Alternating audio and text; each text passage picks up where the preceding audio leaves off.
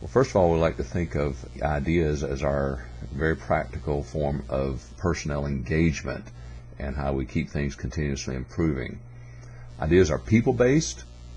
In Lean, we consider people's ideas an infinite resource that we can actually work with and help nurture.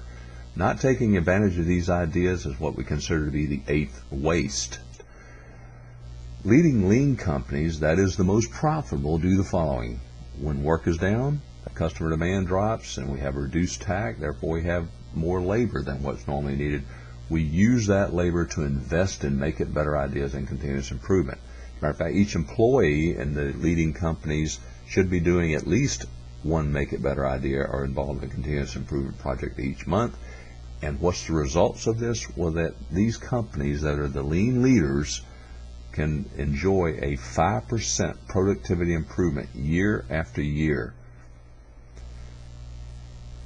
What we like to say is that continuous improvement, or the implementation of basic ideas at the team level, at the process level, should take priority over Kaizen events. Research has shown that 90% of the Kaizen improvements that are done, if they're done just as in isolation or without a good continuous improvement culture in the background, will be gone within 6 months. That is, the process will go back to its old way. So focusing on frontline improvement ideas is the distinguishing characteristic of the best lean workplaces. There is absolutely a correlation, and we have research to show this, between ideas implementation and employee engagement. How do you keep up with it all? Once you get an ideas program running, it can become a manager's nightmare to keep up with everything. Kind of like Calder said, water everywhere, nor any drop to drink. Well, when you have ideas out there, and you started calling for people to give you ideas, and they have them, if you don't take care of those things pretty quickly, they become a hollow mocking. So the ideas management problem requires a systems solution, as in most of Lean. We don't feel like we've got a solution or we've improved the process or taken care of the problem until we have reduced it to a system or standard work.